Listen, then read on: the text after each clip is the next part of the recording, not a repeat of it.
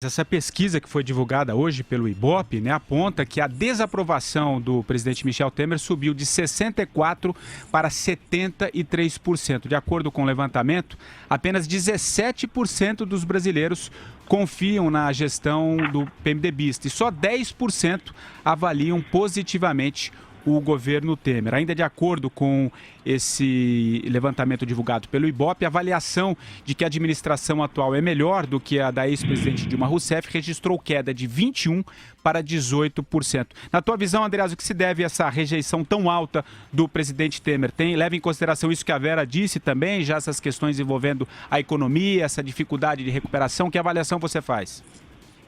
Eu acho que o povo brasileiro tem uma percepção muito clara sobre a natureza do governo Temer, que é a mesma que eu tenho.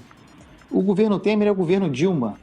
Então, se a Dilma ainda estivesse no poder, a avaliação dela seria igual ou pior à do Temer. Se você pegar a linha crítica de avaliação dos governos da Dilma, a queda é consistente e invade o período do Temer como se houvesse uma continuidade. E, de fato, há uma continuidade. Inclusive, a avaliação provável do TSE, né, do ministro Herman Benjamin. A chapa é a mesma, o governo é o mesmo, a impopularidade é a mesma. A população percebe que a Dilma caiu e que... a bem da verdade, aquele sistema muito configurado, muito ligado ao PT, ruiu, mas que o PMDB, o governo Temer, é continuidade daquilo, que eram sócios, que permanece a mesma coisa. Então, é uma compreensão linear do problema e que me parece muito próxima da realidade. O que o brasileiro está dizendo aqui agora é que ele não está satisfeito com a solução, que para ele continua muito ruim, que para ele o governo Dilma continua, ou se não o governo Dilma, os métodos, a cultura, são as mesmas pessoas. Quantas vezes nós falamos aqui diariamente sobre ministros que no meio do famoso golpe, no meio do impeachment, na troca de governos, simplesmente mudaram. Às vezes continuaram na mesma pasta.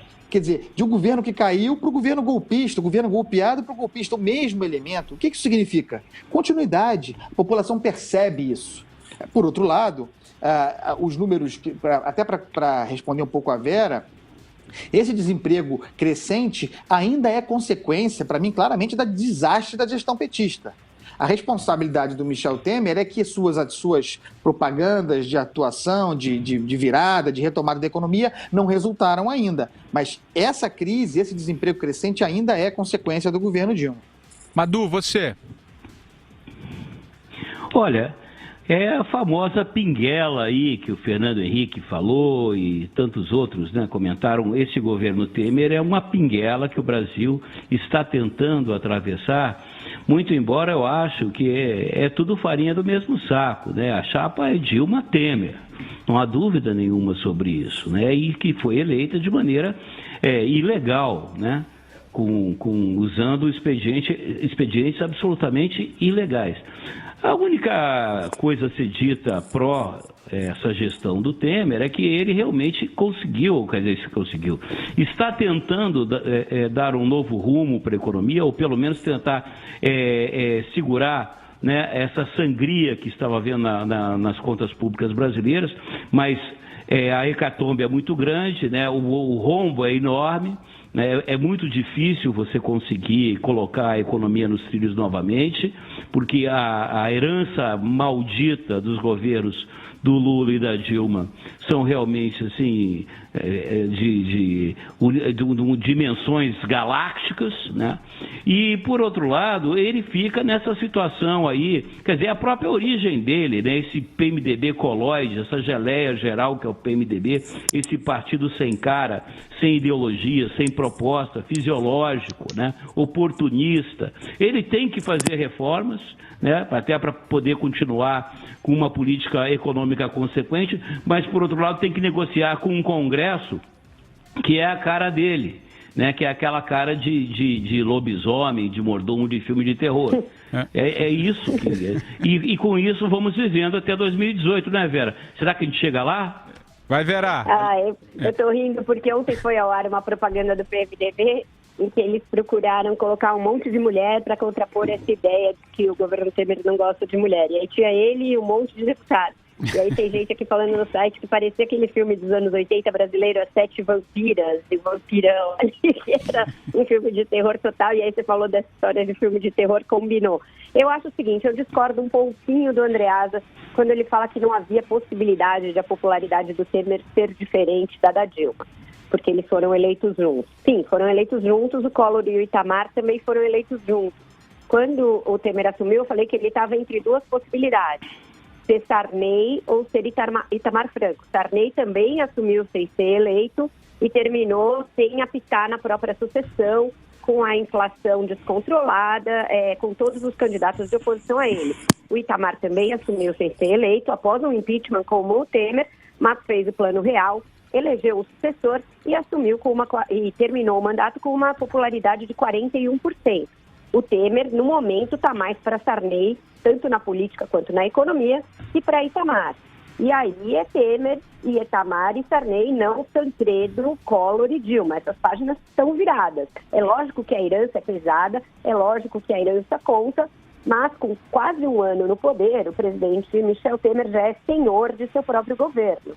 Ele tem de responder pela reação tanto positiva quanto negativa da economia.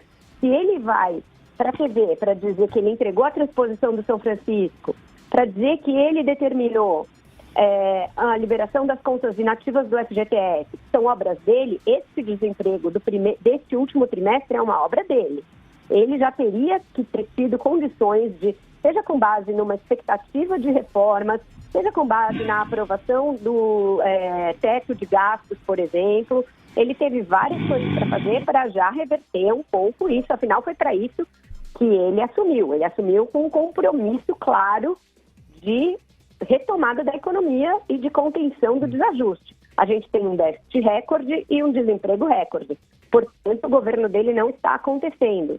E isso se mostra nessa rejeição que é recorde, não chega ainda a níveis russecianos. Ele ainda tem 10 pontos percentuais melhor do que a Dilma, né, na taxa de desaprovação, porém a aprovação está igual à da Dilma, 10% para os dois. Então, eles foram sócios, eles romperam a sociedade e agora ele está entregando um produto, um peixe tão podre quase quanto o do PT. Ô Andreasa, eu vou passar para você, tem um outro recorte aqui também, que para complicar a figura do Temer, quando tomada individualmente, pelo menos isso mostra a pesquisa, inspira mais desconfiança do que o conjunto do próprio governo, porque tem um dado aqui, 79% das pessoas ouvidas disseram não confiar em Temer. Queria que você falasse um pouquinho disso também e falando sobre o que a Vera disse, você acha também que está mais para Sarney do que Itamar?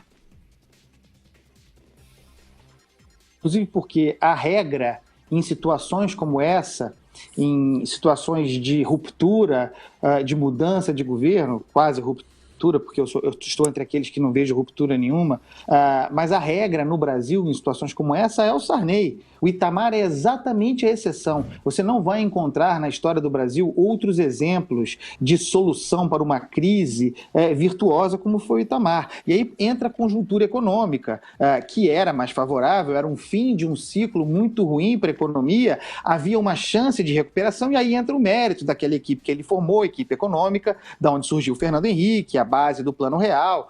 Houve mérito desse pessoal, é verdade, mas a situação econômica era muito forte. Nós agora ainda estamos, embora o governo diga que não, e aí entra o erro do governo Temer, ele mente sobre a realidade. Nós ainda estamos no olho do furacão, a economia ainda está se retraindo. Nós ainda estamos em situação de recessão, nós ainda não começamos a sair dela. O governo gostaria de dizer o contrário, mas na prática não é assim. Então a regra é Sarney, a regra é desgraça como aquela. E, evidentemente, o Itamar foi muito beneficiado pelo fato de que ele, embora tivesse uma vida política conhecida, ele era desconhecido do brasileiro. Ele, inclusive, como vice-presidente, ele surgiu de repente. O Michel Temer, assim como o Sarney, não. Estavam lá desde sempre, ligados à velha política. Então, tem esse peso sobre ele. Eu acho a comparação difícil, porque, enfim, infelizmente o governo Itamar é exceção num mundo de tragédias. Então, é claro, a Vera tem razão, é claro que o Michel Temer já poderia ter dado respostas. Mas o normal é que não dê. Ainda é muito cedo para o governo dele. Um governo de incompetente, que usa os mesmos nomes do governo Dilma, que não tem soluções criativas e continua pagando pelos descalabros do governo do qual ele fez parte. Então é nesse sentido que eu repito, é a continuação do mesmo governo. Madu, você para a gente ir para o nosso intervalo, o primeiro intervalo comercial.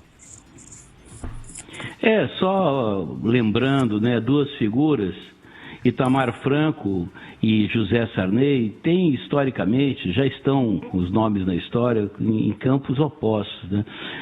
Itamar Franco, já falecido, está lá repousando em Juiz de Fora, enquanto o Soba, Zé Sarney, continua lá no Maranhão, um dos IDHs mais baixos do Brasil, né? Ele contribuiu muito para o atraso de Alagoas, né? Eu fico com Maranhão, perdão. Eu fico com uma pena enorme daquele povo de Maranhão, São Luís, uma cidade tão bonita, tudo caindo aos pedaços. E a família Sarney, o clã Sarney, rico, poderoso, barrigudo, aqueles sobas, né? Aquela coisa atrasada, né? Tem uma diferença muito grande aí do Itamar Franco para a família Sarney, em favor, evidentemente, do Itamar Franco. O destino, né? Inclusive, Zé Sarney se apropriou, né, de um próprio da União para fazer o seu mausoléu, né? Sua pirâmide de Quéops lá em São Luís, né? Onde, aliás, ele já deveria estar enterrado há muito tempo. Politicamente, ele se retirou, já está enterrado, mas está vivo, né, e rico. Madu, essa é que é a verdade, meu pessoal. Fala, André. Antes do intervalo, Patrick, eu queria pedir, então, para que a nossa equipe aí encontrasse, em homenagem ao Itamar... já está sendo em homenagem ao Itamar, encontrasse aquela foto memorável do Carnaval de 94. Com a Lilian, ele, né? Com a grande Lilian Ramos. Uma homenagem ao Itamar Franco. Por favor, por favor. Silvio, vai providenciando aí. É uma foto peluda. E à tarde, senhora? Só não esquece da tarja, tá, Silvio? Não, bota a tarja. Tarja fina. Ô, Vera, alguma colocação? Aquilo ali tem que ser tarja larga, meu amigo. Olha, Vera Magalhães. Eu lembro bem ainda. É da época da depilação mais antiga. Aliás, a moda era outra. Aliás, não pessoal, tinham devastado a floresta amazônica naquele tempo ainda. Para fazer a comparação correta, tinha que ter a foto da Lilian Ramos, do Itamar, no camarote, tá? Ao lado dos bicheiros, tá? Porque quem não sabe tem bicheiro ali, tá? E aquela foto ridícula do Lula, da Dilma e do Sérgio Cabral breacos no camarote para mostrar como nós evoluímos mal. Ô, Vera, recado do Zé Carlos Pereira que assiste o programa aqui. A Vera tá ousada, hein? Eu não, a Lilian Ramos, pessoal. Nem de carnaval eu gosto. Aliás, boa pergunta. Por onde anda a Lilian Ramos, hein? Pois é, tava na Itália, não é isso? A gente tem que fazer uma pergunta aqui. Por onde anda a produção? Estava na Itália, a última informação. Estava na Itália, eu acho. Acho que ela casou com um italiano, enfim. Mas vamos tentar descobrir onde está a Lilian Ramos. Boa, Lilian, vai com Deus. Vamos para o nosso primeiro intervalo comercial, só refazendo aqui um convite, né? Lembrando que o 3 em 1 está no Opinapan também. Você tem mais um canal para interagir conosco. A pergunta que está lá no aplicativo agora é a seguinte: qual a solução para a crise da Previdência no Brasil? No caso aí, você acha que a reforma, a previdência privada ou uma outra alternativa? Você ainda pode lá participar. Se você ainda não tem o Opinapan no seu celular, entre na loja de aplicativos do seu smartphone e busque lá o Opinapan. Você faz o download, responde rapidamente algumas perguntas e eu já estou começando a rir, porque a foto está lá, né? Já estou vendo a tarde aqui. Mas essa não vale.